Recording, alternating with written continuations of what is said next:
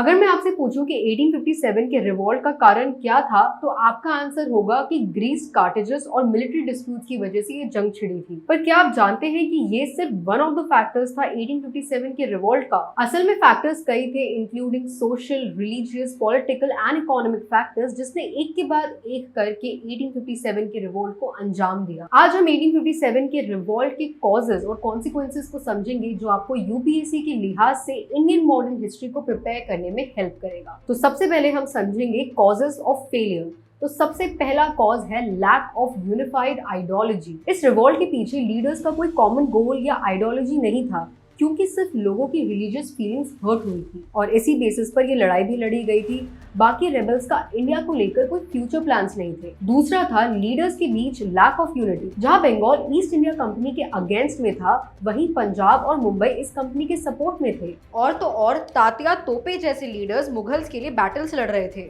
और वहीं दूसरी ओर पंजाब के सिख्स ये बिल्कुल नहीं चाहते थे कि मुगल्स वापस से पावर में आए। तो किसी भी लीडर का एक स्वतंत्र भारत का सपना नहीं था और ऐसे सभी प्रॉब्लम्स की वजह से लीडर्स लैक ऑफ यूनिटी का कारण बने। तीसरा था lack of support of regional powers. Regional powers की कमी की वजह से बहुत सारे नेटिव्स ने ब्रिटिश की हेल्प करी just to suppress the revolt. जैसे कि मैंने आपको बताया कि सिख्स ने रेबल्स को इसलिए सपोर्ट नहीं किया क्योंकि उन्हें लगा कि मुगल्स वापस से पावर में आ जाएंगे। और वहीं दूसरी ओर मराठास ने निजाम्स और राजस्थान के राजपूत को एक्सट्रीमली हरास किया हुआ था। उसके बाद था lack of educated Indian support. According to educated Indians specially from Bengal and Mumbai, उनका ये मानना था कि 1857 की लड़ाई एक बैकवर्ड लुकिंग अटेम्प्ट था जो कि सेल्फिश इंडियंस ने स्टार्ट किया था। ये educated Indians majorly middle class के हुआ करते थे और ब्रिटिश एजुकेशन सिस्टम पर बिलीव करते थे और ब्रिटिश को as a torch bearer of modernisation भी मानते थे। एंड लास्ट में था outdated military equipments and weapons. Rebellions के पास एक तो आउटडेटेड वॉर वेपन्स थे, जैसे कि स्वॉर्ड्स,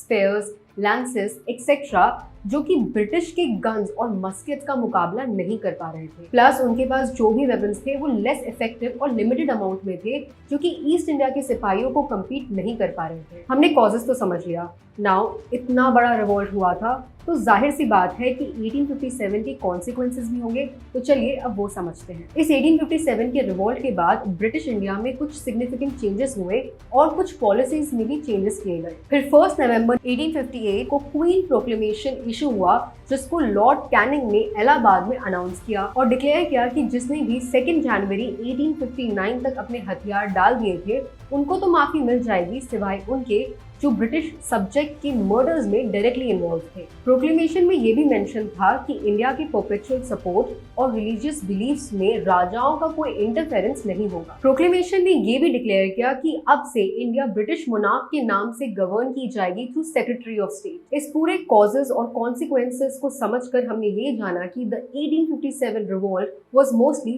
फ्यूडल इन नेचर और ये सिर्फ सिपॉय प्रोडक्ट नहीं था, बल्कि लोगों की कंपनी और फॉरेन रूल के लिए एक क्यूमुलेटेड फ्रस्ट्रेशन भी था। आई होप जितना ये टॉपिक सुनने में इंटरेस्टिंग लगा होगा, उतना ही समझ भी आया होगा। This content is brought to you by Arihant Magbook series. Interesting right? UPSC के ऐसे ही क्रिटिकल कॉन्सेप्ट्स को आसानी से समझने के लिए explore Arihant Magbook series, which explains concepts like no other, and stay tuned to our channel.